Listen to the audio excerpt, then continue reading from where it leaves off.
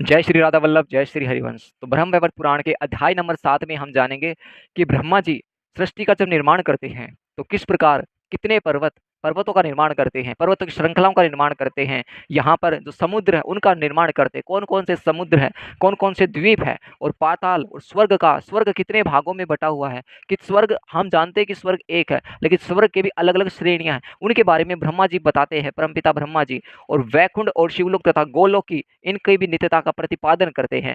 तो ब्रह्म वैवर्त पुराण में जो यहाँ पर सूत जी हैं, तो ये शौनक जी से कहते हैं कि पिछले अध्याय में हमने जाना था कि भगवान श्री कृष्ण ने आदेश दे दिया था ब्रह्मा जी को कि अब आप सृष्टि की रचना करो। तो सृष्टि की रचना करो, तब भगवान की आज्ञा के अनुसार तपस्या करके जो अभीष्ट सिद्धि पाकर ब्रह्मा जी ने सबसे पहले तो मधु और केटव के मेदे से एक मेदिनी की एक सृष्टि करते हैं। उस प्रकार उन्होंने 8 प्रधान पर्वतों की रचना की। कितने? 8 प्रधान पर्वतों की रचना की, और वे सबसे बड़े ही मनोहर थे। उनके बनाए हुए छोटे छोटे पर्वत तो असंख्य है, मानो गिनती में ही नहीं आते। उनके द्वारा जो छोटे छोटे पर्वत है, तो बड़े बड़े जो पर्वत हैं उनके यहाँ पर नाम है, वो सुनो। सुमेरु, कैलाश, मल्य, हिमालय, उद्याचल, अस्ताचल, सुवेल और गंधमादन, ये 8 प्रकार के पर्वत प्रधान बताए गए हैं। और इसमें ब्रह्मा जी ने 7 समुद्रों को अनेका अनेक नदों और नदियों, कितनी नदियों की सृष्टि करते हैं। वृक्ष, गांवों, नगरों का निर्माण किया। समुद्रों के नाम है, अब वो सुनिएगा। लवण, इक्षुर्स, सूरा, घर्त, दही, दूध और सुस्वाद, ये सभी जल के समुद्र है जो ब्रह्मा जी ने इनकी रचना की थी। उनमें से पहले की जो लंबाई और चौड़ाई है वो 1 लाख योजन की बताई गई है, और बाद वाले हैं वे उत्तरोत्तर यानी कि दुगने होते हुए हैं। ये दुगने होते हुए हैं, और इन समुद्रों में घिरे हुए 7 द्वीप हैं। उन भूमंडल के कमल पत्र की आकृति वाले हैं। उनमें उपद्वीप और मर्यादा पर्वत भी साथ साथ हैं। ब्राह्मण, अब आप उन द्वीपों के नाम सुनिए जिनकी पहले ब्रह्मा जी ने रचना की थी। अब वे द्वीप कौन कौन से जिनकी ब्रह्मा जी ने रचना की थी? जम्बू द्वीप, शाक द्वीप, कुश द्वीप, पलक्ष द्वीप, कौंज द्वीप, नयग्रोध अथवा सालमली द्वीप तथा पुष्कर द्वीप। तो इस प्रकार ब्रह्मा जी ने इन 7 द्वीपों की रचना की थी। भगवान ब्रह्मा ने जो मेरु पर्वत है, तो मेरु पर्वत के 8 मनोहर पुरियों का निर्माण किया।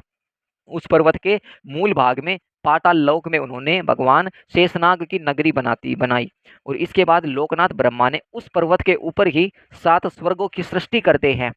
और सोनक जी कहते हैं उन सब के नाम सुनिए। सोनक जी से कहते हैं अब उनके जो नाम है, जो स्वर्ग 7 स्वर्ग बताए हैं, अब उनके क्या क्या नाम है देखिए। भूरलोक, भूवरलोक, परम मनोहर स्वर्गलोक, महरलोक, जनलोक, तपलोक और इस सत्यलोक। तो ये 7 प्रकार के यहाँ पर स्वर्ग के बारे में बताया है। मेरु के सबसे ऊपरी शिखर पर जरा मृत्यु आदि रहित ये ब्रह्मलोक है। जो मेरु है ना, सबसे ऊपरी शिखर पर जरा मृत्यु ब्रह्मलोक है। उससे भी जो ऊपर है वो ध्रुव लोक है, और जो सबसे ओर से अत्यंत बिल्कुल मनोहर दिखाई देते हैं। जगदीश्वर ब्रह्मा जी ने उस पर्वत के निम्न भाग में 7 पातालों का निर्माण कर गया। और मुनि वे स्वर्ग की अपेक्षा भी अधिक भोग साधनों से संपन्न थी, और एक से दूसरे उत्तरोत्तर नीचे भाग में स्थित थे, मतलब एक से दूसरा और दूसरे से तीसरा ऐसे नीचे नीचे भागों में स्थित होते गए। उनके नाम इस प्रकार हैं: अतल, वितल, सुतल, तलातल, महातल, पाताल और रसातल। सबसे जो नीचे है ये रसातल ही है। 7 द्वीप, 7 स्वर्ग, 7 पाताल, इन लोकों सहित जो संपूर्ण ब्रह्मांड है वह ब्रह्मा जी के अधिकार में है। सब कुछ ब्रह्मा के अधिकार में। जैसे हमारा प्रधानमंत्री है ना, इसलिए जितने भी नगर, जितने भी कस्बे, जितने भी राज्य, जितने भी सब उन्हीं के हाथ, सब उन्हीं के अंडर में है। और महाविष्णु रोमांच विवरों में उनकी स्थिति है। तो इस प्रकार यहाँ पर श्री कृष्ण भगवान की जो माया से प्रत्येक ब्रह्मांड में दिक्पाल, ब्रह्मा, विष्णु और महेश्वर, देवता, मनुष्य आदि सभी प्राणी स्थित हैं। तो भगवान श्री कृष्ण के माया से ब्रह्मांड में ब्रह्मा जी भी हैं, विष्णु भी जी हैं, महेश्वर जी भी हैं, और अन्य देवी देवताओं भी हैं, जानवर भी हैं, प्राणी भी हैं, सभी स्थित हैं। उन इन ब्रह्मांडों की अगर गिनती करी जाए तो गिनती बिल्कुल शून्य के बराबर है। इनकी गिनती करने का कोई हमारा ऐसा सामर्थ्य ही नहीं है। यहाँ पर ब्रह्मा, विष्णु, महेश का ही इतना सामर्थ्य है कि वे गिनती कर सके कि जो ब्रह्मांड की जो पूरी रचना हुई इनकी एक एक गिनती की जाए, गिनती नहीं हो सकती। तो और देवों की तो बात ही क्या है, तो गिनती करने में बिल्कुल अक्षम है। और विश्व तथा उसके भीतर रहने वाले जो अंदर की जो वस्तुएं हैं वे सब अनित्य और स्वप्न के समान बिल्कुल नश्वर है। वैकुंठ, शिवलोक तथा इन दोनों से जो परे जो लोक है वो गोलोक है, और ये सब एक नित्य धाम है। इन सब की स्थिति कर्तिरम विश्व से बाहर है। ये जो विश्व, ये विश्व नहीं आता गोलोक, ये सबसे ही अलग है। इसकी अपार महिमा है।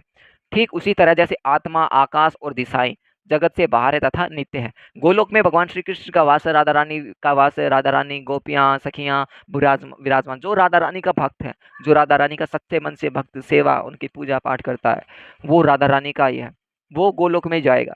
इसीलिए जितना हो सके नाम जप कीजिए, सत्य कर्म कीजिए, अच्छे कर्म चलिए। तो ये हमारा जो ब्रह्मवैवर्त पुराण का जो 7वां अध्याय था, यहीं पर समापन होता है। प्रेम से बोलिए श्री राधे राधे। जय श्री हरिवंश। वहाँ